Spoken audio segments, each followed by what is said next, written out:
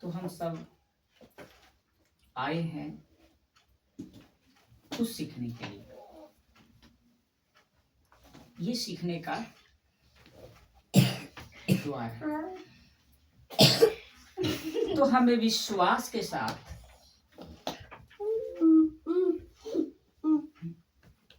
पवित्रता के साथ समझ के साथ आज के संदेश पर हम ध्यान देंगे। वचन शुरू से करने से पहले मैं आप सभी को बताना चाहता हूं कि इस वक्त आप जहां बैठे हैं ये परमेश्वर का भवन है, जहां आपको परमेश्वर अद्भुत चीजें जो आप समझ के से बाहर है वो आपको सिखाएंगे। तो मैं फिर से एक बार प्रभु यीशु मसीह के नाम से आप सभी का बहुत बहुत स्वागत करता हूं। साथ ही साथ खरी शिक्षा यानी प्रभु यीशु की शिक्षा में कि दुनिया में आप सभी का बहुत स्वागत है। मैं रामकृष्ण मसीह आप सभी का वेलकम करता हूँ। इससे पहले परमेश्वर के लिए, प्रभु यीशु के लिए, पवित्र आत्मा के लिए धन्यवाद देता हूँ। हालेलुया, थैंक यू सभी को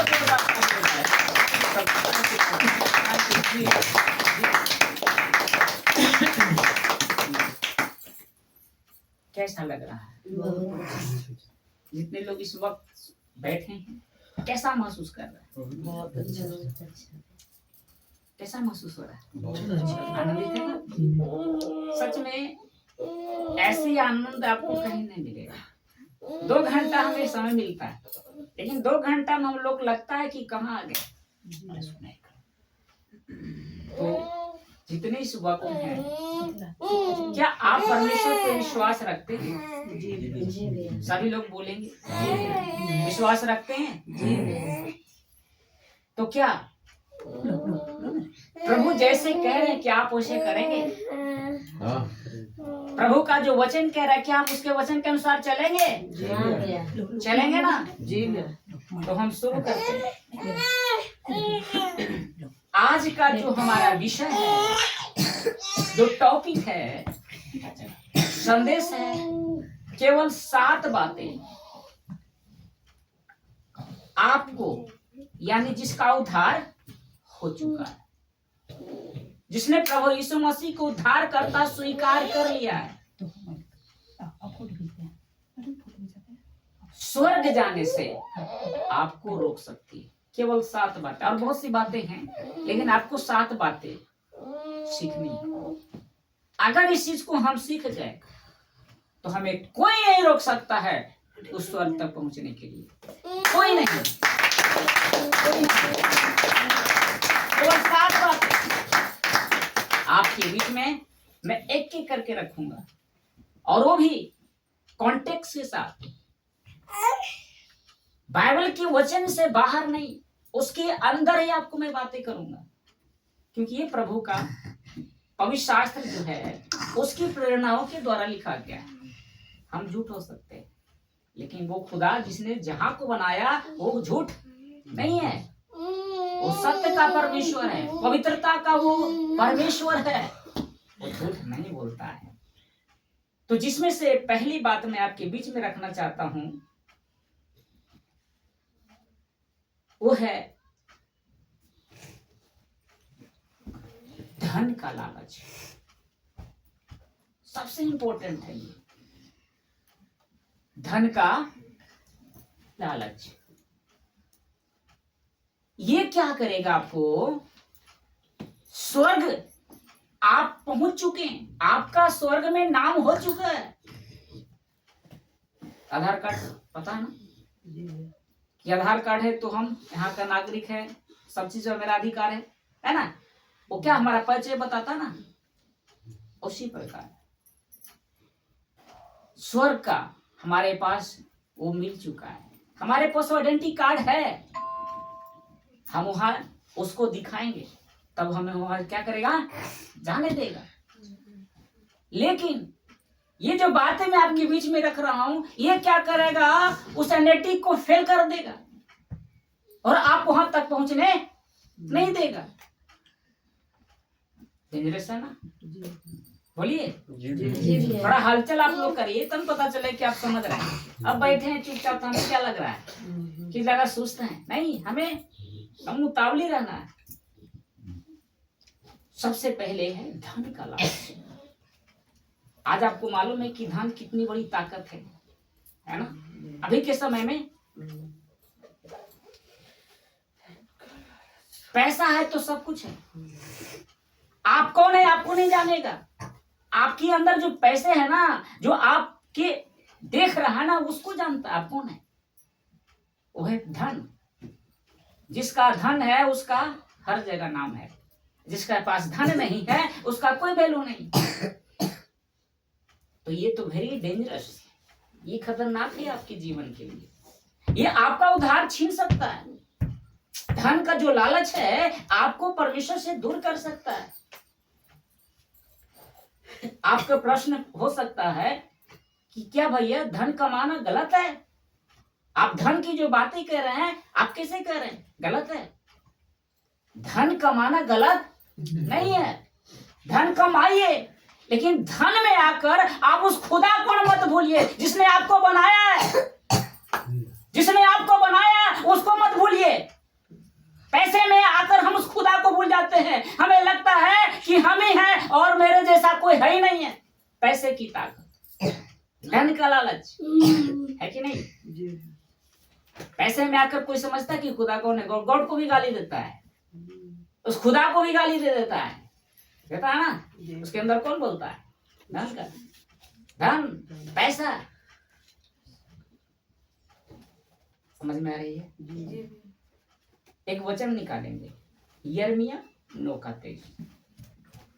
यिर्मयाह की पुस्तक, उसका 9 अध्याय और उसका 30। थोड़ा सा आप सभी साथ दीजिएगा।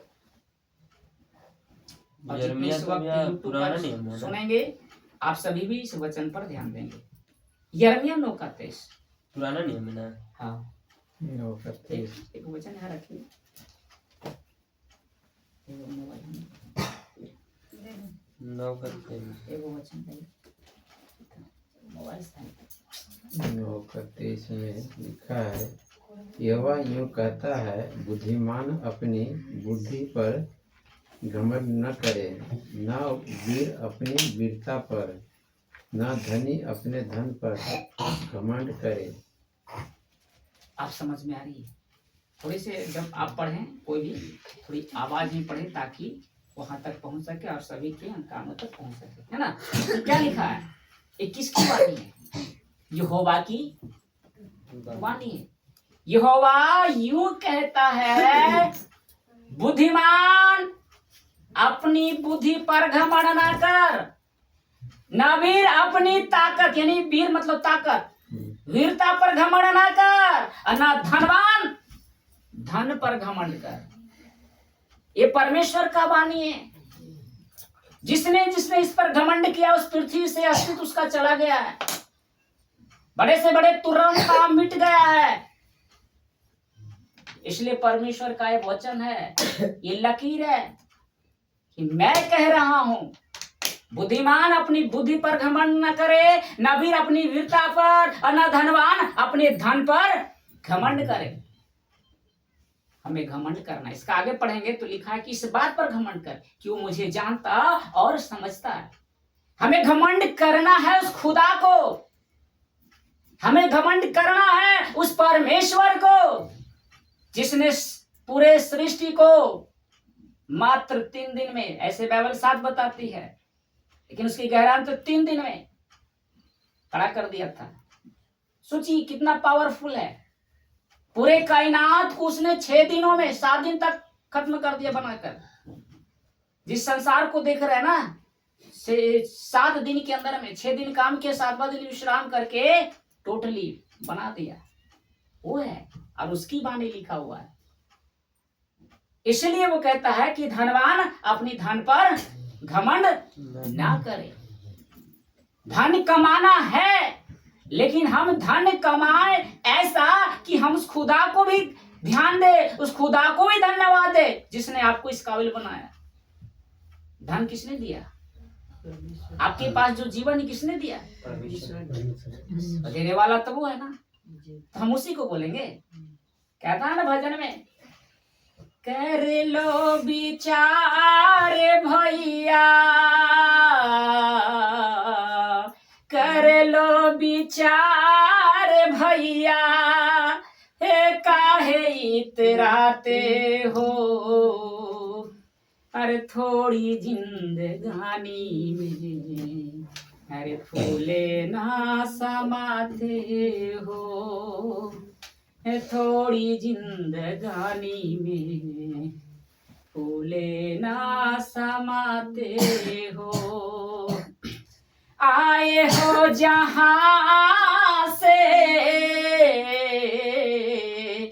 आए हो जहां से, अरे फिर वही जाओगे, कारी जैसी करनी वैसी करने का फल पाओगे, हे कारी जैसी करनी वैसी करने का फल पाओगे। हर जिसने बनाया तुमको हो, जिसने बनाया तुमको, उसे क्यों भुलाते हो, अरे थोड़ी जिंदगानी में फूले ना समाते हो, है थोड़ी जिंदगानी में फूले ना समाते हो। धन एक ऐसी ताकत है, वो ताकत कहता है कि हमसे बढ़कर कोई नहीं है। लेकिन मेरे प्रियो, मेरे भाई, मेरे बहन, इस बात को याद रखना, उसने आपको बनाया है, आपको उसका हिसाब देना होगा। इस बात को भूल जाते हैं और हम अहंकार में, घमंड में चूर हो जाते हैं और उस खुदा को भूल जाते हैं। ये बातें आपको उस राज से वंचित कर देगा। वो है धन का लालच। धन कमाना है, लेकिन उस खुदा को धन्यवाद देना है। उसकी मर्जी के बगैर हम कुछ नहीं कर सकते। कहावत है ना कि पत्ता भी उसकी मर्जी के बिना हिलता नहीं।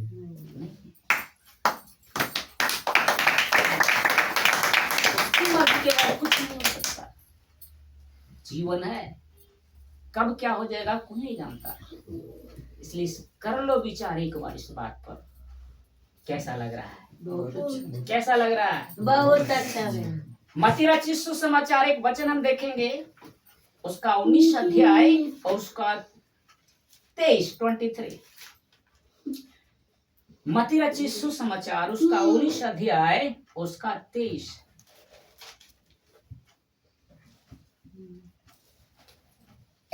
मत्ती रचित सुसमाचार उसका।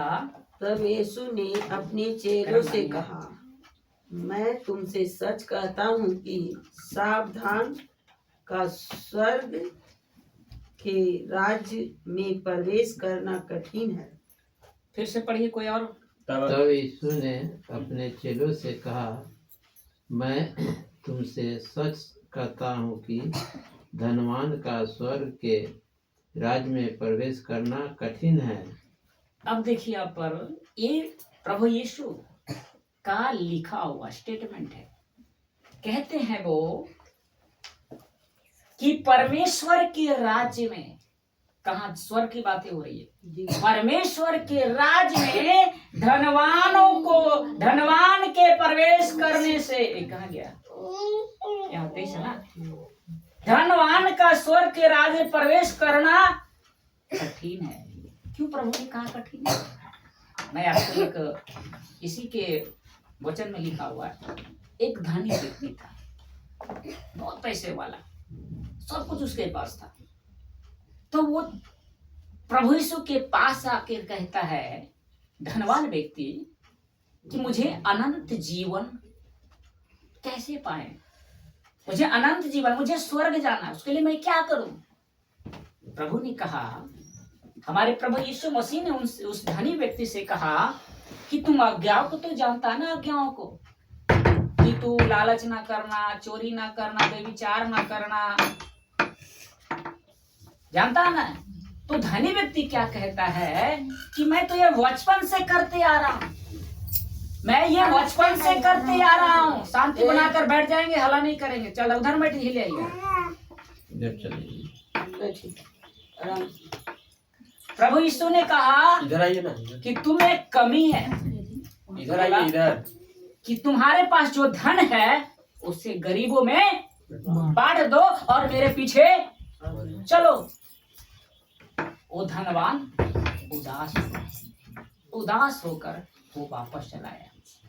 तब उन्होंने कहा कि इसी का अगर 24 पढ़ेंगे, देखिए लिखा है कि परमेश्वर के राज्य में धनवान के प्रवेश करने से ऊँट की सुई की नोक से निकल जाना सहज है। धनवान वो ऊँट का जो नोक से मुंह से उसका नाक से सुई निकल सकता है, लेकिन धनवान वहां नहीं जा सकता है। वो आसान है लेकिन वो कठिन है धनवान का। इसका मतलब उसको कौन रोका? अनंत जीवन पाने के लिए तो आया, लेकिन उसको कौन रोक दिया? धन रोक दिया, वो तो चाह रहा था कि मुझे अनंत जीवन चाहिए, लेकिन उसको कौन खींच लिया? धन का लालच, लालच ना। धन ने उसको कहा नहीं, तेरे पास धन है, तू इतनी मेहनत से कमाया है, 1-1 रुपया इकट्ठा किया है, और तू गरीबों को डाल देगा, तो फिर तू क्या होगा तेरा? वो नहीं गया। यानी वो उस द्वार पर खड़ा था, अनंत की जो द्वार था ना, उस पर खड़ा था, बस एक डेग आगे बढ़ाना था, वो पहुंच जाता स्वर्ग में। लेकिन धन ने क्या किया? उसको पीछे खींच लिया और वहां से उसको फिर वापस ले आया। धन के कारण हुआ। लेकिन इसी में एक और पढ़ेंगे, एक जकई था, जकई नाम का व्यक्ति था, वो भी धनवान था, लेकिन उसे पता चला कि कोई प्रभु यीशु है जो अनंत जीवन की बातें करता है, उसके पास अनंत जीवन है। उसने क्या किया? उसको देखने के लिए चल दिया कि मैं आज उस प्रभु यीशु को देखूंगा जिसकी चर्चा मैंने सुना है, जो सब कुछ दे सकता है, अनंत जीवन दे सकता है। लेकिन प्रभु यीशु मसीह जहां भी जाते थे, लाखों लोग, करोड़ों लोग उनके पीछे चलते थे, भीड़ के भीड़। उस प्रभु यीशु को नहीं देख पाया, क्योंकि वो नाटा में क्या, कद में क्या था? छोटा था, नाटा था, नहीं देख पाया। वो पता है, वो बुलट के पेड़ पर चढ़ गया उस प्रभु यीशु मसीह को देखने के लिए। अब प्रभु यीशु मसीह का नजर किस पर है? उस भीड़ में, टोटली भीड़ में प्रभु यीशु का नजर कहाँ है? उस व्यक्ति पर है, जक्कई पर है। देखिए प्रभु का ध्यान कहाँ है? क्योंकि उसने मन फिरा लिया था, उसने धन को ठुकरा दिया था। प्रभु जान चुका था कि ये मेरे पीछे चलना चाहता है। प्रभु यीशु मसीह स्वयं गए और कहा, जक्कई नीचे आ, मैं आज तेरे घर जाऊंगा। जैसे प्रभु यीशु मसीह के साथ वो घर जाता है, वो जक्कई कहता है कि प्रभु मैं आधी संपत्ति कंगालों को दे देता हूँ, अगर किसी से मैंने सूद सब वसूल लिया है उसे 4 गुना फेर देता हूँ। प्रभु यीशु कहता है आज इस घर में उद्धार आया है, अनंत जीवन पाया है ये बच्चे।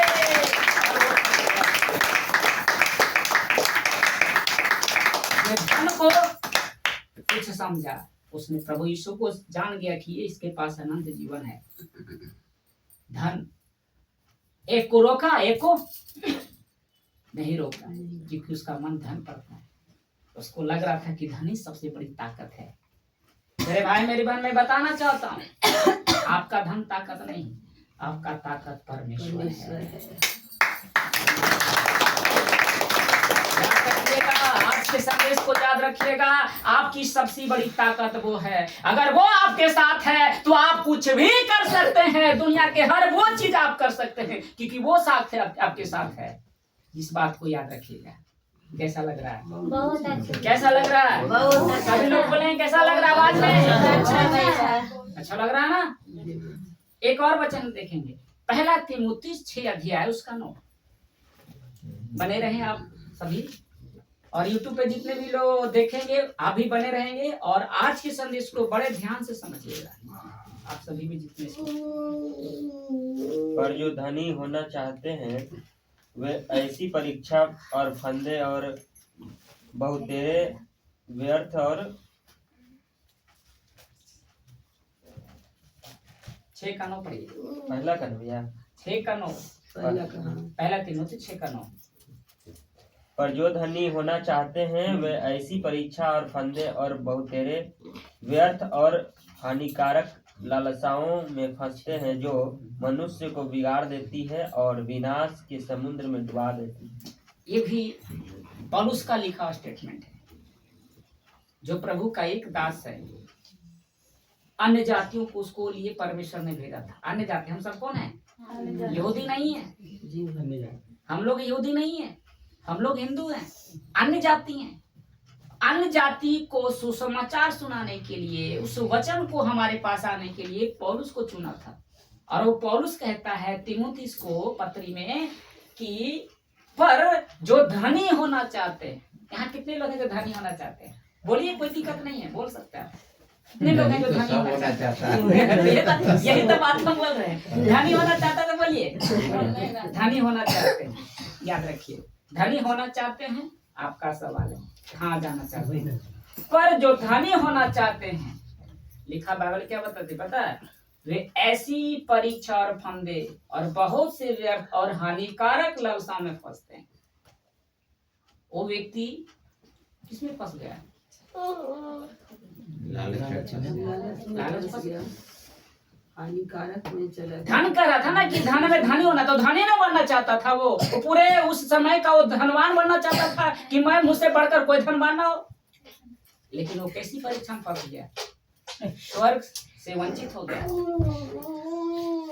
बड़े ध्यान से समझिएगा, लिखा है कि पर जो धनी होना चाहते हैं वे ऐसी परीक्षा और फंदे में और बहुत से व्यर्थ और हानिकारक लालसा में फंसते हैं जो मनुष्यों को बिगाड़ देती है, और ऐसा लिखा है कि विनाश के समुद्र में डुबा देती है। उस धनी व्यक्ति को उस नरक में कौन डुबाया? उसका धन। आपका धन आपको आपका जीवन का उद्धार खो सकता है। इसलिए धनी होना चाहते हैं तो इस बात को भी याद रखिए कि आप बहुत सारे परीक्षा में फंसेंगे। बहुत लोग जो धनी होना चाहते हैं, देखिए उसके पास कितनी समस्याएं होंगे। क्या है कि नहीं इस बात का? क्योंकि उसको लगता है कि है मुझे धन जैसे भी कमाना है, हत्या करना पड़ेगा तो हत्या कर दूंगा, कुछ भी करूंगा, मुझे धन चाहिए, मुझे धन चाहिए। और धीरे धीरे वो परीक्षा में फंसते जाता है, अचानक वो भी मर जाता है। क्या लेकर आता है? बेकार है। क्या लेकर जाएगा? कुछ नहीं। अथी में आप संसारिक भजन में सुने होंगे, तूने जो कमाया है, तूने जो कमाया है, तूने जो कमाया है दूसरा ही खाएगा। अरे खाली हाथ आया है, खाली हाथ जाएगा, खाली हाथ आया है, अरे खाली हाथ जाएगा। क्या लेकर आए? कुछ भी नहीं है। शरीर पर कोई एक धागा भी हम लेके आए हैं नहीं तो माँ के कहता है, युग कहता है, युग की पुस्तक में कि मैं माँ के पेट से नंगा निकला, नंगा ही लौट जाऊंगा। वो कह रहा कि मैं नंगा आया हूँ और नंगा ही जाऊंगा। जैसे आप कुछ नहीं ले जा सकते, पृथ्वी पर जितनी चीज आप इकट्ठा कर रहे हैं आप वहां तक नहीं ले जा सकते हैं, आप कुछ भी नहीं ले जा सकते वहां तक। इसलिए वो लिखा है तीमुथी को कि पर जो धनी होना चाहते हैं वे ऐसी परीक्षा में पड़ते हैं।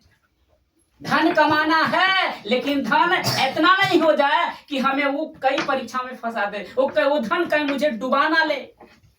मुझे ऐसी धन नहीं चाहिए जो मुझे अनंत नरक में ले जा सके। मुझे ऐसा धन नहीं चाहिए। धन कमाना है, धन कमाइए। मैं कह रहा धन कमाइए, ऐसा धन कमाइए कि अपने साथ ले जा सकते हैं। हालेलुया। आप ले जा सकते हैं। वो धन कमाना है। वो धन क्या है मेरे प्रियो, मेरे भाई, मेरी बहन? यही जो आज आप सीख रहे हैं, आज जो आप जो बातें आप मेरी बातें सुन रहे हैं, केवल ये धन है। अगर ये आपके पास है तो ये आपको स्वर्ग तक लेके चला जाएगा। हालेलुया। ये स्वर्ग तक आपको लेके जाएगा। इसलिए धन कमाना है तो इसको कमाइए, इसको अपने अंदर रखिए, क्योंकि प्रभु आपके फल से पहचानेगा, आपके धन से नहीं पहचानेगा। आपके अंदर फल क्या है प्रभु उसको देखकर पहचानेगा, धन से नहीं पहचानेगा कि आप कौन है। इस पृथ्वी तक ही लोग आपको पहचानेगा, जाएगा, कहीं जाने वाला नहीं रहेगा। धन कमाना है, धन नहीं है, हमें धन कमाना है, परमेश्वर का धन रखना है, परिवार है, चलेगा कैसे? धन कमाएंगे, लेकिन इतना हम नहीं कमाएं कि हम उस खुदा को भूल जाए। इतना हो जाए कि वो धन हम ही को मौत का कारण बन जाए। एक सच्ची घटना आ गया है। एक व्यक्ति 2016 में कांड हुआ था, 1500 का नोटबंदी वाली हुआ था ना, जी जी। नरेंद्र मोदी बंद कर दिया था। तो मैं सुना हूँ ये घटना सत्य है। एक व्यक्ति के पास बहुत सारा था, इतना था कि घर में खाली पैसे था 500 का, 1000 का, कितना जला दिया है ना। तो क्या फायदा? पता होगा, पता उस व्यक्ति को बड़े ध्यान दीजिएगा, बाहर से तो गरीब थोड़ी समय दीजिए, इधर देखिएगा क्योंकि लाइव चल रहा है, आप लोग ध्यान दीजिएगा।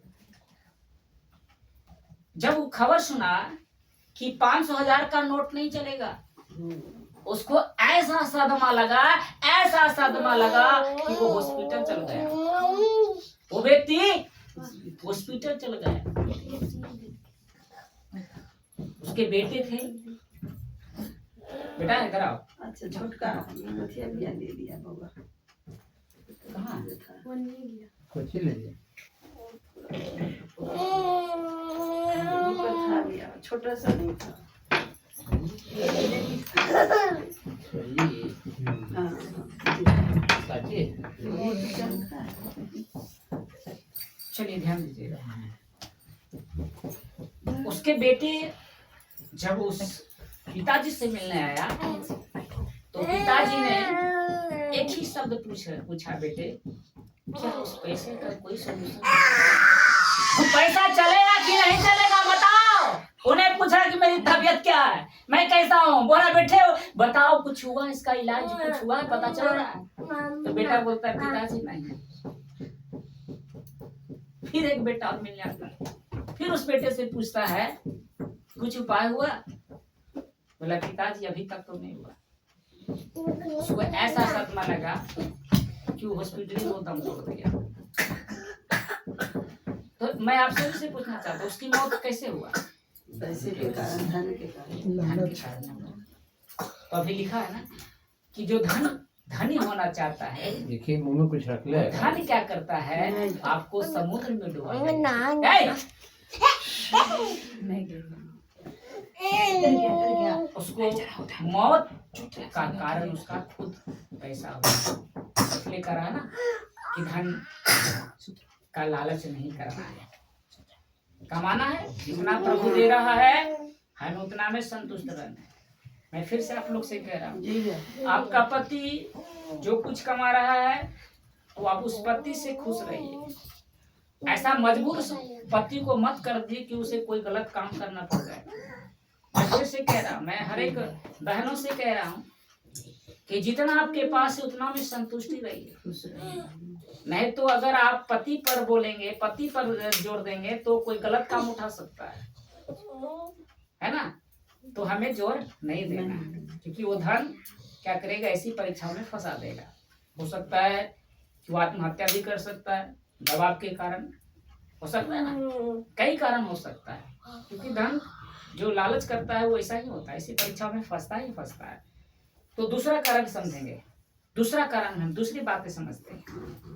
यहाँ तक सब ठीक है? जी सभी लोग बोलिए जी सब लोग बोलिए आवाज में जी सब ठीक है? जी, सब ठीक है। ओके, दूसरी बातें आपके बीच में रख रहा हूँ, वो है घमंड।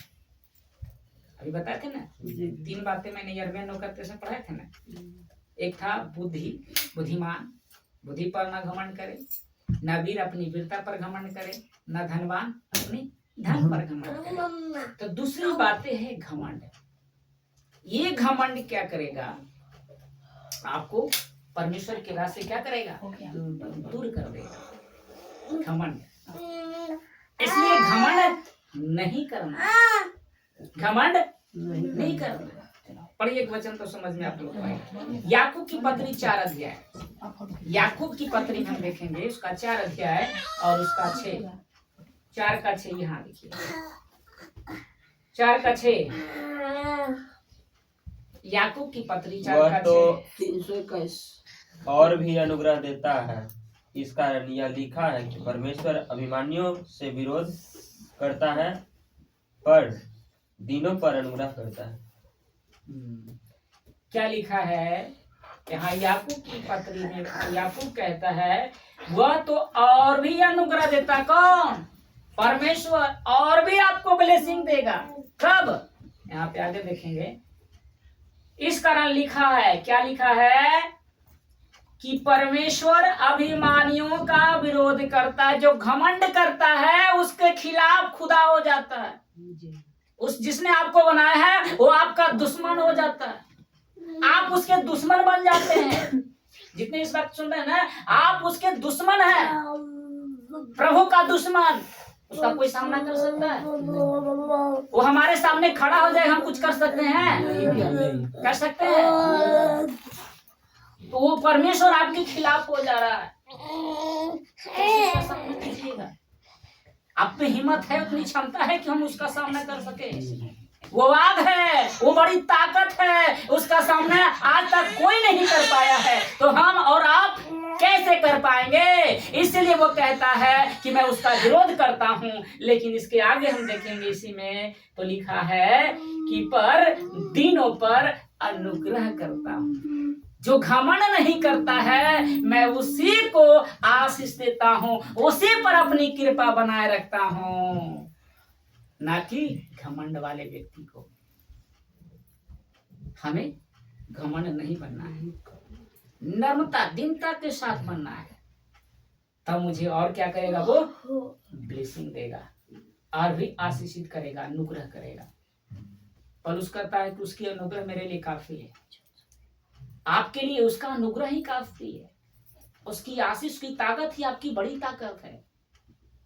उसकी ताकत अगर आपकी ताकत बन जाए ना तो आप कुछ भी कर सकते हैं।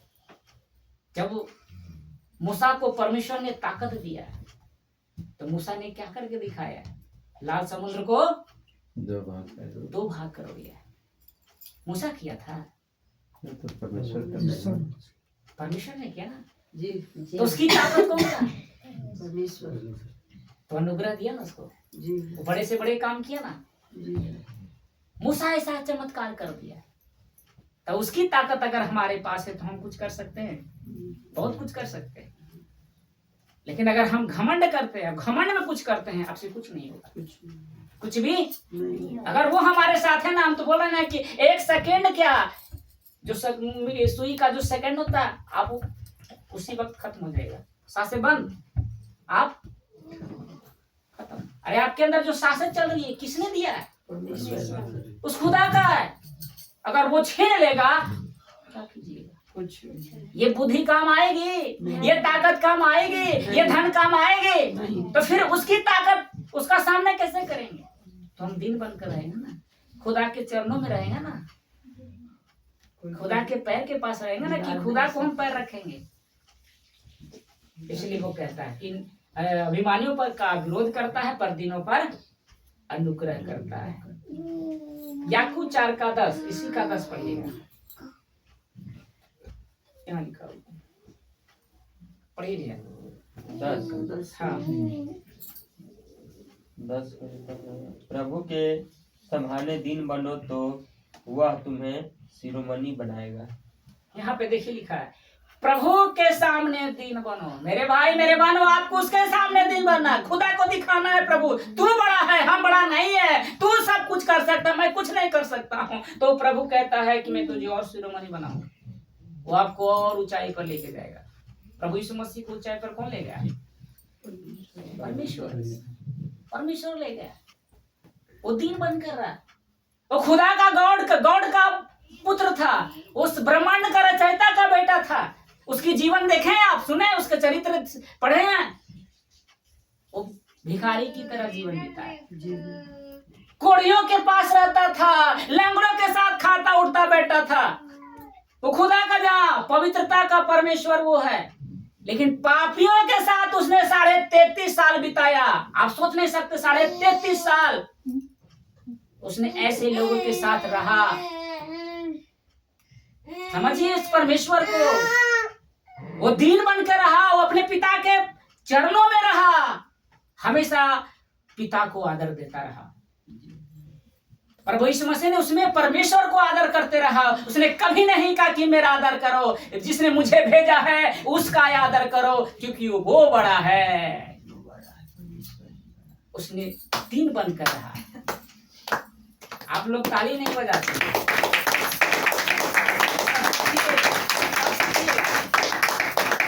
ये सब भी हमें सीखना है। कहाँ पे ताली कब बजानी है, इस सब चीज का भी ध्यान रखिएगा। दीन बनो, प्रभु के सामने दीन बनो, तो और शिरोमणि आपको बनाए। हमें प्रभु के सामने दीन बन के रहना, तभी हम उसके राज्य में जा सकते हैं। अगर घमंडी है तो आपको परमेश्वर निकाल देगा। इसलिए हमें घमंड नहीं करना। हाँ, घमंड करना है कब, किस पे करना है? परमेश्वर पे। आपको घमंड करना है, लोगों के सामने एटीट्यूड दिखाना है कि मेरा पिता खुदा है, प्रभु यीशु है। हमें सबके सामने लज्जित नहीं होना, झुककर नहीं बोलना है। हम सामने सीना टान कर बोलेंगे कि मैं हाँ यीशु को मानता हूँ, मैं प्रभु को मानता हूँ। आप कुछ भी कर लीजिए, मैं उसको नहीं कर सकता। हम सिर झुका लेते हैं, आपका विरोधी को आप सिर झुका देते हैं। नहीं, हम उसके सामने खड़ा हो जाएंगे कि हम मानते हैं मेरा प्रभु है। घमंड करना है उस पर घमंड कीजिए, उस पर घमंड करना हमारी बहुत बड़ी ताकत। लोगों के पास कहिए कि चलो मेरे पिता के पास, तुझे जो नहीं मिला मेरा पिता तुमको देगा, चलो उसके पास। एटीट्यूड दिखा उसके सामने, बोलिए कि चलो एक बार देखकर, तुम जाओ एक बार देखकर विश्वास करो, देखो तुम्हारे जीवन में काम करता है कि नहीं खुदा, देख के आओ। वो यदि आपके कहने का एक बार आ गया ना, खुदा उसको दिखा देगा। खुदा उसको दिखा देगा और कहेगा सच में तेरा पिता बड़ा है, तेरा पिता ताकतवर है, सच में वो कहेगा।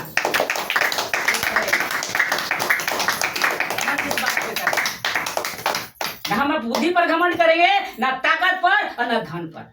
घमंड खुदा पर करेंगे। जब भी हमें और आपको घमंड करना, उसके खुदा पर घमंड कीजिए, ना ताकत पर, ना बुद्धि पर, ना कुछ पर हमें घमंड नहीं करना है। अगर बुद्धि आपके पास है तो उसकी मेहरबानी है, उसकी दया है कि आपको बुद्धिमान बनाया है ना। अगर आप धनी है तो खुदा का धन्यवाद दीजिए कि वो आपको धनी बनाया है, गरीब नहीं बनाया है। अगर आपके पास ताकत है, खुदा को धन्यवाद दीजिए कि आपको ताकतवर बनाया है।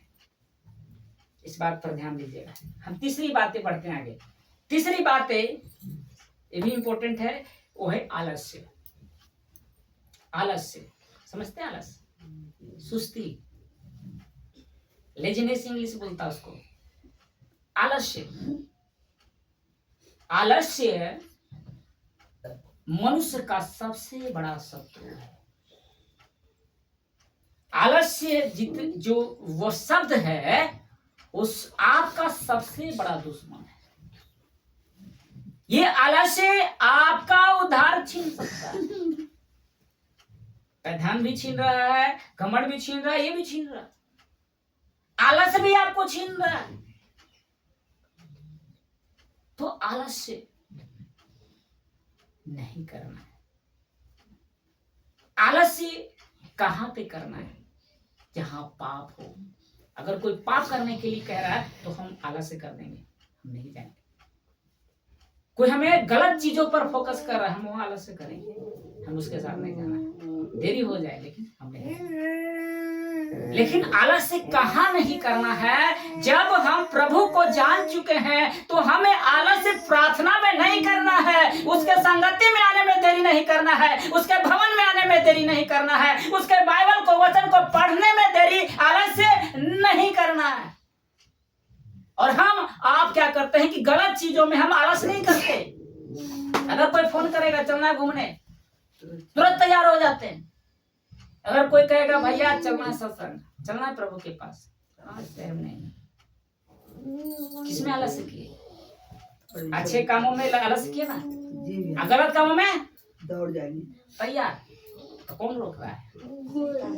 आलस्य रख रहा है ना, आलस्य रोक रहा है ना। जी भैया, इसलिए मनुष्य का सबसे बड़ा दुश्मन आलस्य है। आलस्य आपको दूर कर देगा परमेश्वर से।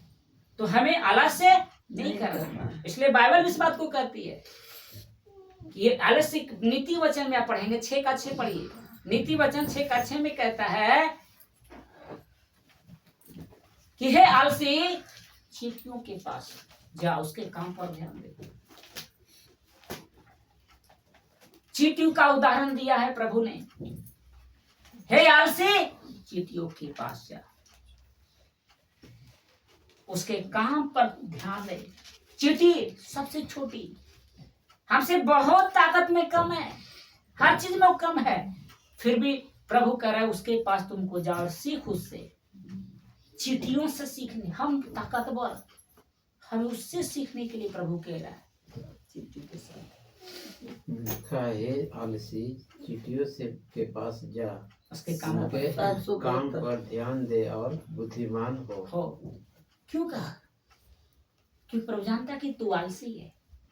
अगर तू आलसी तो चींटी के पास जा।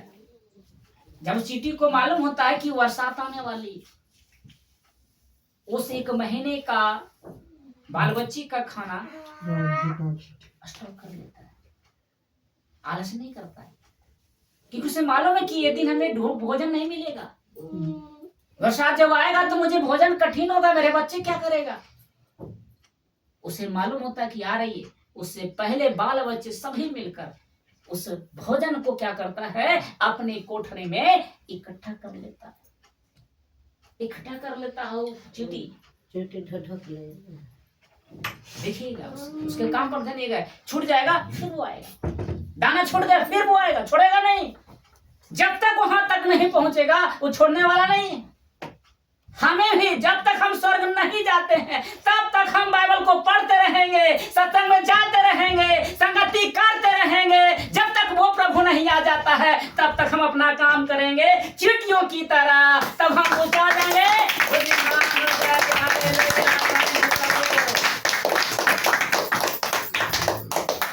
हमें काम आलस नहीं करना है। इसलिए प्रभु कहता उससे सीख। इसी का 9 पढ़िए। करो सुतले कार आलसी तू कब तक सोता रहेगा, तेरी नींद कब टूटेगी। है ना? हे आलसी, यहाँ देख लिखा है, तू कब तक सोता रहेगा। जीवन भर तो हम सो ही रहे थे, पाप अंधकार में सो ही रहे थे ना, पाप कर रहे थे, जीवन जी रहे थे पापमय का। अब तो प्रभु ने मुझे ज्योति दिखाया है, प्रभु ने मुझे स्वर्ग दिखा है, तो अभी भी हम आलस्य करेंगे, अभी भी हम सोते रहेंगे। कब तक तू सोते रहेगा? कब तक तू सोते रहेगा? तेरी नींद कब टूटेगी? अब तो हमें नींद टूट जानी चाहिए था, नींद खुल जानी चाहिए था, फिर भी हम सो ही रहे प्रभु में आने के बाद। इसलिए वो कहता जा उसके से सीखना है। जब तक प्रभु नहीं आता, जब तक हम स्वर्ग नहीं जाएंगे तब तक हम काम करते रहेंगे। प्रभु का जो कहा गया आज्ञा उस पर हम चलते रहेंगे। यही आज्ञा गलतियां 6:9, गलतियां 6:9, गलतियां नया नियम में मिलेगा 6:9, गलतियां 6:9।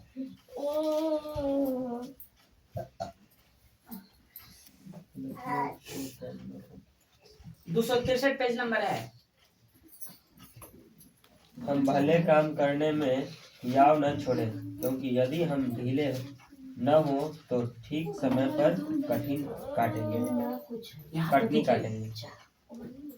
गलतिया की पत्री में पौलुस कहता है, प्रभु का दास हमसे कह रहा है कि हम भले काम करने में हियाव ना छोड़े, साहस ना छोड़े। ये भले काम कर रहे हैं ना, आप यहाँ क्यों आ रहे हैं? भले काम के लिए, गलत करने थोड़ा आ रहे हैं, तो इसमें हम देरी क्यों करेंगे? इसमें साहस क्यों छोड़ देंगे? यहाँ इसमें हियाव क्यों छोड़ देंगे? हम क्यों ढीले बनेंगे? और लिखा है ना, और उसके बाद लिखा है यदि हम ढीले ना हो तो ठीक समय पर कटनी काटेंगे। कटनी का मतलब जब प्रभु आएगा ठीक समय पर तो वो मुझे अपने साथ लेके जाएगा। ठीक समय पर कटनी काटेंगे जब हम भले काम करते रहेंगे, हम ढीले नहीं होएंगे, तब जब आएगा वो हमें लेके जाएगा। कटनी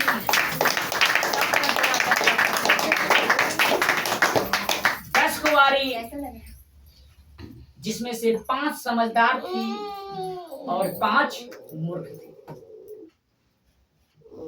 जब उसे मालूम हुआ कि दुल्हा आ रहा है तो सज धज के तैयार हो गई, लेकिन देरी के बाद पता चलता है कि दूल्हा भी नहीं आ रहा है। पता है 10 के 10 सो, लेकिन 5 तैयार थे, सोई नहीं थे। अचानक धूम मची, हल्ला हुआ, दूल्हा तो नींद उसको खुला। 5 समझ मूर्ख को तो अपना अपना मिसाले ढूंढने लगा, अपना अपना मिसाले ढूंढने लगा। मिसाले तो था 5 कुंवारी, मूर्ख के पास तेल नहीं था, समझदार के पास मिसाले भी था और तेल भी था। तो क्या कहने लगी मूर्ख 5 कुंवारी समझदारी से कि थोड़ा तेल मुझे भी दे दो, देखो मेरा मिसाल बुझ रहा है, मेरी मिसालें बुझ रही है, थोड़ा दे सकते हो? समझदार ने कहा कि मेरे पास ज्यादा नहीं है तेल, मेरे पास उतना ही पर्याप्त है, मैं नहीं दे सकता। ऐसा करो तुम जाओ खरीदने के लिए दुकान के पास जाओ, मेरे पास नहीं आओ। वो जब वो दुकान में तेल खरीदने गई तब तक दूल्हा आया और 5 को लेकर चला गया और दरवाजा क्या हुआ, बंद हो गया। और जब बाद में लौट कर आती है 5 मूर्ख कुंवारी तो कहती है, गेट को ठकठकाती है, खोल दे खोल दे। कहा तू कौन है? मैं तुझे नहीं जानता, मैं तुझे नहीं जानता। 5 चला गया और 5 यही रहा। अगर हम ठीक समय पर काम नहीं करेंगे, हम आलस से करते रहेंगे तो कटने ठीक समय पर हम नहीं काटेंगे। हम भी उस 5 मूर्ख की तरह यही रह जाएंगे, नरक में रह जाएंगे, स्वर्ग नहीं जा सकते हैं। अगर आपको स्वर्ग जाना है तो आपको आलस से अपने जीवन से निकाल कर फेंक देना है और काम करते रहना है जब तक वो नहीं आ जाता।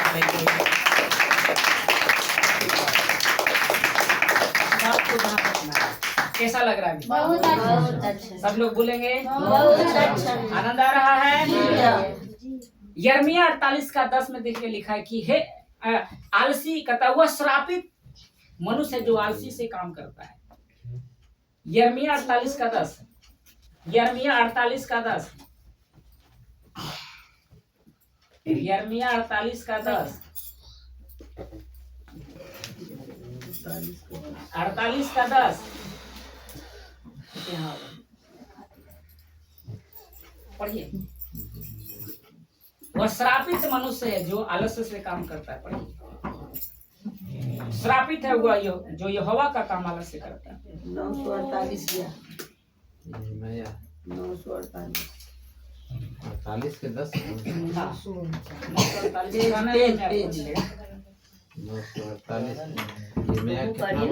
48 का 10 पढ़िए। शापित है वह जो यहोवा का काम आलस से करता है, और वह भी जो अपनी तलवार लहू बहाने से रोक रखता है। देखिए सब पर ध्यान दीजिए। यिर्मयाह का लिखा हुआ परमेश्वर का वाणी है, कहता है श्रापित है वह मतलब कौन? जो उद्धार हो चुका है, जो प्रभु को जान चुका है। अगर वो आलस्य करता है तो प्रभु उसको कहता है तू श्रापित है, तू मेरे काबिल नहीं है, तू स्वर्ग जाने के लिए लायक नहीं बना है अभी, तू आलसी है और मैं आलसी को पसंद नहीं करता हूँ, आलसी को मैं अपने साथ नहीं रखूंगा। इसलिए वो कहता है तू श्रापित है, तू श्रापित है क्योंकि तू मेरा काम आलस्य से करता है। करना है तुरंत तो हम करते हैं, कल करते, करना है कल तो हम 10 दिन के बाद करते हैं। इसलिए वो कहता है तू आलसी है। आलस्य, परमेश्वर के काम करने में हम आलस्य नहीं करना है। जब हमें समय दिया गया हम समय पर आएंगे, हम देरी नहीं करेंगे। जो समय हमें प्रभु दिया है उस समय समय पर हम चाहे कुछ भी हो जाए, लेकिन उस समय पर हमें प्रेजेंट होना है। अगर हम प्रेजेंट नहीं होते हैं, हम उस काम को नहीं कर पाते हैं, तो प्रभु कहेगा तू आलसी है, तू श्रापित है। तो क्या है? श्रापित है। पाप करने में आलसी कर रही है, कोई बात नहीं, अच्छी बात है, लेकिन प्रभु के काम करने में हमें आलस्य नहीं करना है। कैसा लग रहा है मेरे दोस्तों, मेरे भाई, मेरे बहन? बहुत अच्छा है। यूहन्ना 5:17 छोड़ दे, हल्ला करेगा। यूहन्ना 5:17, यूहन्ना रचित सुसमाचार 5:17। आवाज आएगा, वीडियो में आवाज आएगा, छोड़ दे। यूहन्ना 5:17, यूहन्ना 5:17, पेज नंबर 138 है, 136 है। इस पर यीशु ने उससे कहा कि मेरा पिता अब तक काम करता है और मैं कभी काम करता हूँ। देखिए यहाँ पे लिखा है 5:17 में, यीशु, इस पर यीशु ने उससे कहा कि मेरा पिता अब तक काम करता है। मेरा जो पिता परमेश्वर है, मैं उसका बेटा हूँ, वो आज भी मेरा पिता काम कर रहा है। अगर वो परमेश्वर आपके जीवन में काम नहीं करता तो आप चंगे भले होते, आप अनंत जीवन पाते। तो काम कर रहा है कि नहीं कर रहा है? बोलिए, वो काम कर रहा है कि नहीं? प्रतिदिन वो कह रहा है बेटा मैं आज काम नहीं करूंगा, आज थोड़ी सी हवा जो ऑक्सीजन रोक लेता हूँ, कल दे दूंगा। करेगा? मेरे भाई मेरी बहन ध्यान दीजिए, वो कहेगा कि आज तेरी सांस छीन लेता हूँ, करेगा वो? लेकिन वो काम कर रहा है ना, आज भी आपको सांसें दे रहा है, आप ले रहे हैं, तो हम सांसें उसका, अरे खाते हैं उसका, पीते हैं उसका, सब कुछ उसका, मर्जी मेरी, किडनी उसका, दिमाग उसका, सब कुछ उसका, और मर्जी किसका? उसी का होगा ना मेरे भाई। अरे सब कुछ उसका है ना, तो मर्जी किसका चलेगा? बोलिए, उसकी मर्जी। तो फिर हम अपनी मर्जी क्यों कर रहे हैं? हम अलग से क्यों कर रहे हैं? हमें करना है ना, वो आलस करता है। चंगा थोड़ी सी पेट दर्द होता है तो आपको देरी करता है, तुरंत प्रभु ठीक कर दीजिए, प्रार्थना कर दे, कैसे ठीक कर देता? देरी करता है, तो फिर हम उसके काम करने में देरी करेंगे? बोलिए सब लोग, तुरंत काम करना। प्रभु नहीं आता तब तक आपको सभी को काम करते रहना, जैसे प्रभु और पिता और प्रभु यीशु करते आ रहा है। तो आज हम सब अगुए के साथ साथ जितने मजदूर हैं, सबको काम करते रहना। हालेलुया।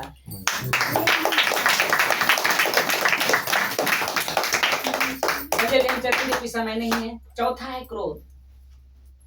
क्रोध मतलब गुस्सा, ये भी एक पाप है। ये भी आपको परमेश्वर के रास्ते क्या करेगा? वंचित कर देगा। क्रोध, कितने लोगों को क्रोध आता है? गुस्सा, बोलिए गुस्सा आता है? क्रोध तो आता है। आता है क्या? आता है। तो हमें बचना है, क्रोध से बचना। लिखा है क्रोध तो क्रोध। फिसू 4:26 पढ़ेगा, ये फिसू की पत्नी 4:26, 4:26। आप मोबाइल है फिर भी आप देरी करते भैया, बताइए। भैया इतना धीरे काम करता है। क्रोध तो करो पर पाप मत करो, सूर्यास्त होने तक तुम्हारा क्रोध न रहे। क्रोध करना गलत बात नहीं है, क्रोध में पाप करना ये गलत कह रहा है प्रभु। क्रोध कीजिए, क्रोध है, ठीक है, पति पत्नी में लड़ाई हो जाता है, शाम तक फिर एक हो जाना है, कि ना भगा देना, चल भाग कहां से, अलग हो, ये पाप है। पड़ोसी से अनबन हो गया, दिन भर ठीक है, शाम तक फिर बातें करने लगे, ये नहीं करना। ये ना कि हम पड़ोसी से किए फिर मुंह फुला लिए, नए बातें कर रहे हैं, ये पाप है। लड़ाई झगड़ा कर लिए, पाप है। क्रोध तो करो पर पाप मत करो। तुम्हारा क्रोध सूर्यास्त तक होने तक क्या हो जाए? धीमी हो जाए। देखते हैं जब सूर्य उगता है तो कितनी ऊर्जा होती है, उसका सामना कोई करता है? उसका सामना कोई करता है? लेकिन जब धीरे धीरे आता तो सब उसका सामना करने लग जाता है, यानी उसका क्रोध क्या हो गया? उसकी ताकत कम गया। तो हमें सूर्यास्त तक होते होते अपना गुस्सा को क्या करेंगे? ठंडा कर लेंगे, पाप ना करने। और लिखा 27 में ना शैतान को अवसर दो। इसी का 27 में लिखा है कि ना शैतान को अवसर दो। शैतान आपको क्रोध दिलाएगा, ये तो पाप का है। पति पत्नी में झगड़ा कर मार उसको, पड़ोसी से झगड़ा और उसको मार, गाली दे, ये अफसर ये ढूंढता है, अफसर ढूंढता है कर वो पाप करवाएगा आपसे, इसलिए हमें बचना है क्रोध हो। इसी का हम इसी हो गया ना याकूब 1:19 याकूब 1:19 नहीं करो हलाएगा वीडियो में, ले जाओ इसको ले जाओ। याकूब 1:19 जाओ उसको हम आते हैं। याकूब 1:19 याकूब 1:19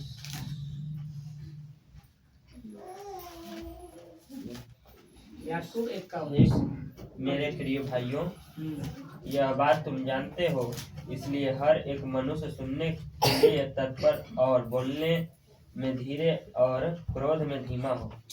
ये याकूब कहता है, हे प्रिय भाई बहनों, मैं भी आपसे ही कर रहा हूँ, मैं खुद से भी बातें कर रहा हूँ। देखिए आज जो मैं बोल रहा हूँ ना, मेरे अंदर प्रभु आपसे बातें कर रहा है। मुझे आपको लग रहा है कि मैं बोल रहा हूँ, मैं नहीं बोल रहा हूँ। अभी इस वक्त जो कुछ वचन बोल रहा है, आपको सिखाने की ताकत रख रहा है, वो उसकी ताकत है, मेरी ताकत नहीं है।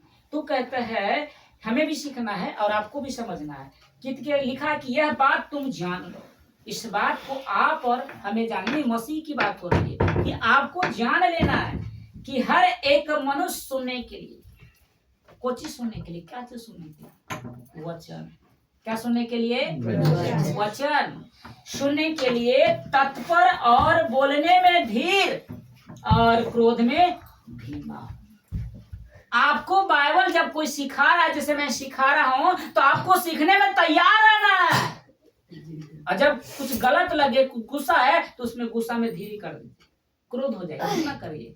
ये लिखा है, बोलना नहीं है। जब हमें कोई सिखा रहा है तो हमें सिर्फ सुनना है, तत्पर सुनना है और बोलने में धीमा। हमें उस वक्त नहीं बोलना है, सिर्फ सुनना है।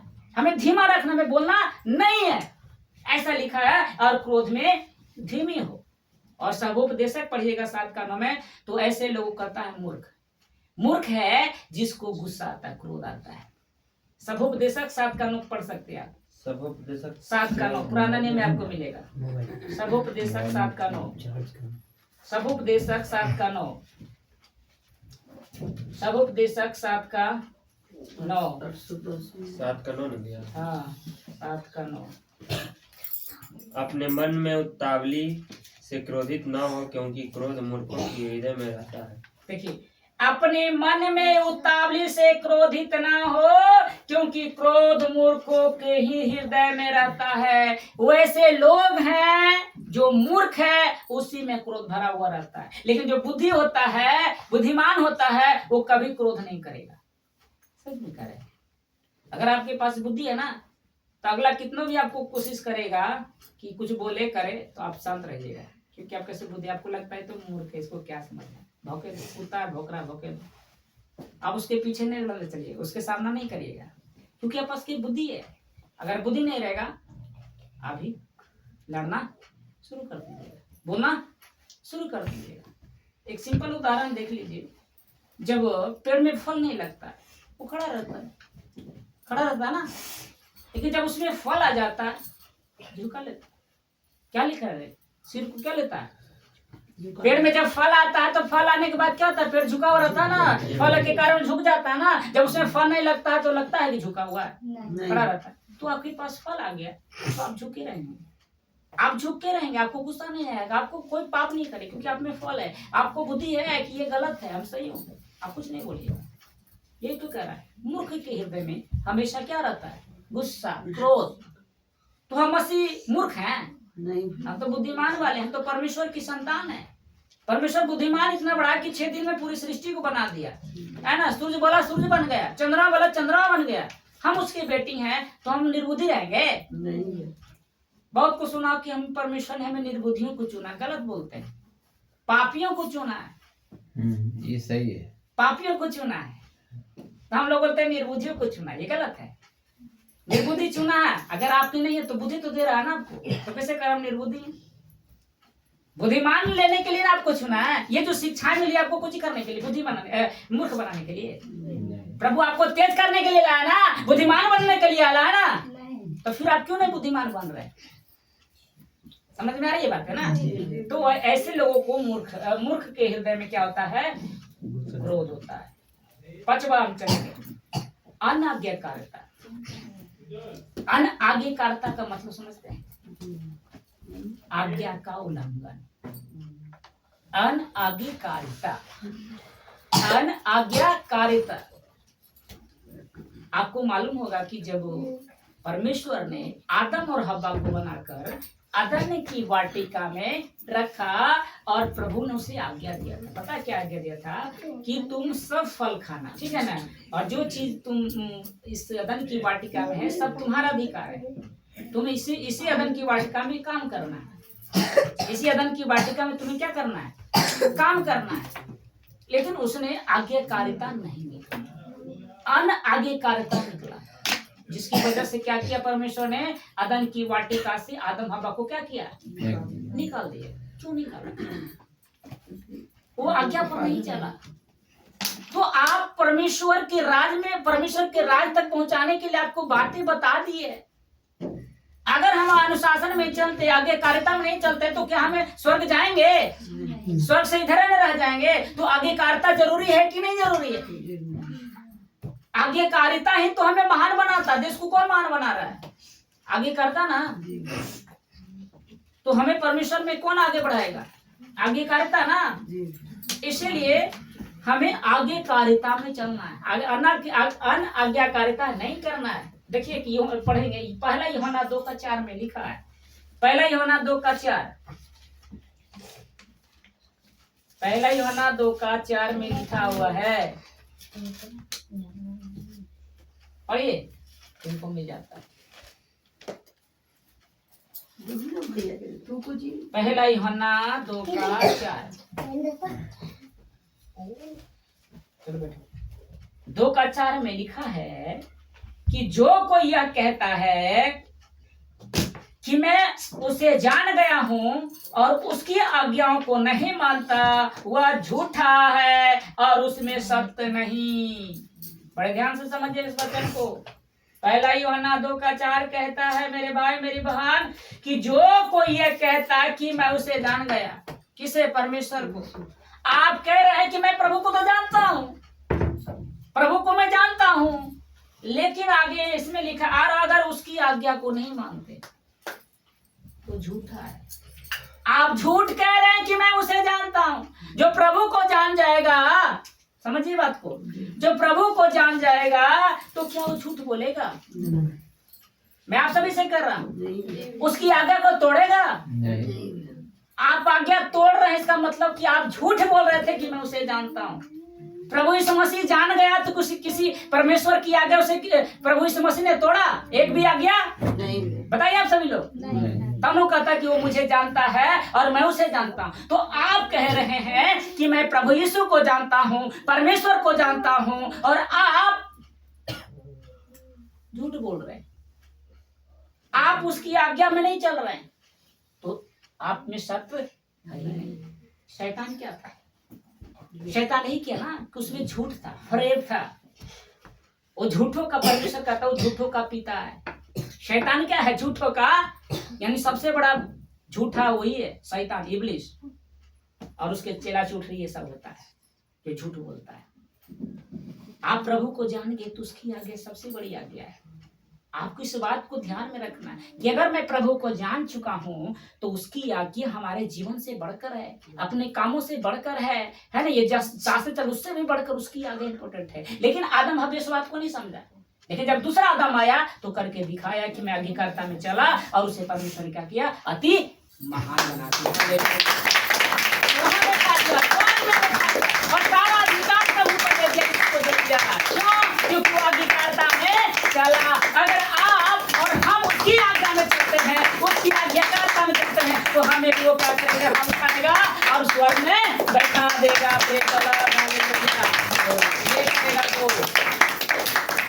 उसकी आज्ञा सबसे बढ़कर है। उसकी आज्ञा हमें पालन करना है, चाहे कुछ भी हानि पड़ जाए, हम उसकी आज्ञा को पूरा करना है। कैसा लग रहा है? बहुत अच्छा।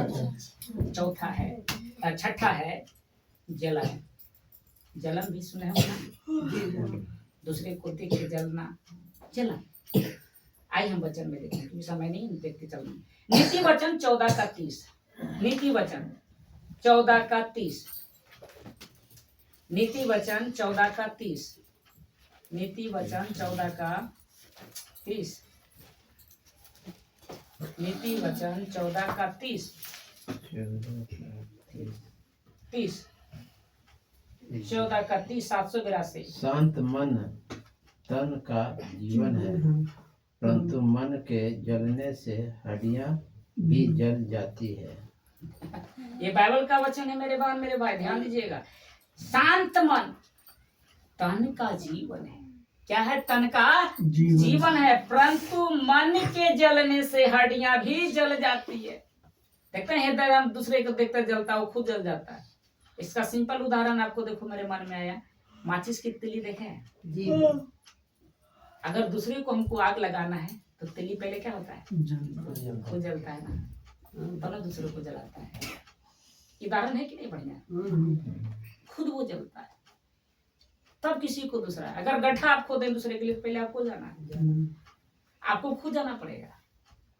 हम गड्ढे नहीं खोलेंगे तो हम कैसे जाएंगे? यही तो प्रभु कहता है कि हमें जलन नहीं करना। पड़ोसी बढ़ रहा बढ़े तो हम उसको जल कर क्या करेंगे? अगर कोई मसीह आगे बढ़ रहा है तो हमें जलने से क्या फायदा? हमें उसका मुकाबला करना है। मुकाबला मतलब उसके से भी बढ़कर बन के दिखाना है, ये करना, जलन नहीं रखना। अगर वो 5 घंटा मेहनत करता हम 10 घंटा मेहनत करेंगे, जलेंगे नहीं, क्योंकि जलने से कुछ होने वाला नहीं। खुद जलिएगा, खुद नीचे आ जाएगा, खुद और बुद्धिमान की जगह क्या निर्बुद्धि बन जाएंगे। इसलिए वो कहता है कि शांत मन है ना, शांत मन तन का जीवन है, परंतु मन के जलने से हड्डियां भी जल जाती है। इस बात को याद रखिएगा, हमें जलना तो हड्डी नहीं है, याद रखिएगा। एक और एक है फिलिपियों की पत्री 2:3 में भी, नया नियम में भी लिखा है, फिलिपियों 2:3। समय नहीं है, हम लोग बस फास्ट जा रहे हैं। 2:3 हाँ पढ़िए, फिलिपियों 2:3। विरोध या झूठी बड़ाई के लिए कुछ न करो, पर दीनता से एक दूसरे को अपने से अच्छा समझो। ये देखिए कितना वचन प्यारा लिखा है। 2:3 कहता है, लिखा है, विरोध या झूठी बड़ाई के लिए कुछ न करो। आधीन बड़ाई करते, आज झूठ के लिए बड़ाई करते हैं, हम कुछ नहीं फिर भी बड़ाई नहीं करते। लिखा है ना, लिखा है कि विरोध या झूठी बड़ाई के लिए कुछ ना करो, कुछ भी ना करो, पर दीनता से एक दूसरे को अपने से अच्छा समझो। पड़ोसी को अपने से अच्छा समझिए। अगर आपको कोई सिखा रहा है तो अपने से उसे बढ़िया समझिए। जो सिखा रहा है उसको अगले को अच्छा समझना है। बाइबल कह रही, मैं नहीं कह रहा। उसे अपने से ज्यादा दूसरे को बेहतर समझना है। लेकिन हम क्या देखते हैं, हमें लगता है कि हमेशा ये दूसरा गलत है। ऐसा लगता है कि नहीं लगता है? जी तो इसको जलन नहीं करना है। और है 7वां और अंतिम, बहुत इंपॉर्टेंट 7वां, वो है बेविचार। हमरा देख के जलन करे थे। 7वां बातें वो है भय विचार। और ये सबसे बड़ा खतरनाक, ये बेविचार आज जो 21वीं सदी चल रही है, बड़ा भयंकर है। इसमें बेविचार ज्यादा होगा। मैं पर सोशल मीडिया में देख रहा था कि 7 साल की बच्ची एक बेटी को जन्म दी है। सोशल मीडिया में मैं देख रहा हूँ कि 7 साल की बच्ची एक बच्ची को जन्म दी है। सोच रहे हैं 7 साल का उम्र क्या होता है, और वो माँ बन चुकी है। इस बात पर गौर दीजिए, दिमाग को डालिए, क्या हो रहा है? ये क्या है? बेविचार है, शैतान प्रबल है। ये सबसे बड़ा खतरनाक है, जो यूथ में ज्यादा है। सबसे ज्यादा कतार में मिलेगा तो यूथ लोग है। क्योंकि बच्चे शैतान से लेके का ही बड़े हाल तक है। इसमें फंसा हुआ है, वो है बेविचार। आपको मालूम होना चाहिए, जितने सुवक्त हैं मसीह में, एक बात ध्यान दीजिएगा कि आप परमेश्वर की मंदिर हैं। चाहे वो पुरुष हो चाहे वो स्त्री हो, वो परमेश्वर का क्या है? घर है। वो मंदिर नहीं जो आजकल अभी चला रहा है लोग देख रहे हैं ना, सोचता है कि भगवान, ये भवन मंदिर है, लेकिन खुदा कहता है, अरे बेटा तू ही मंदिर है, तू कहाँ मंदिर ढूंढ रहा है, मेरे लिए तू मंदिर है, मैं तेरे अंदर रहना चाहता हूँ, तू मुझे कहाँ ढूंढ रहा है, तू मुझे कहाँ रख रहा है, मैं तेरे अंदर हूँ। पहला कुरिन्थी 6:18 में लिखा, 6:19 पढ़े, 18 पढ़िए पहले, 6:18, पहला कुरिन्थी 6:18 पढ़िए, उसमें फिर आगे देखेंगे, मेरे मन में आया है। पहला कुरिन्थी 6:18,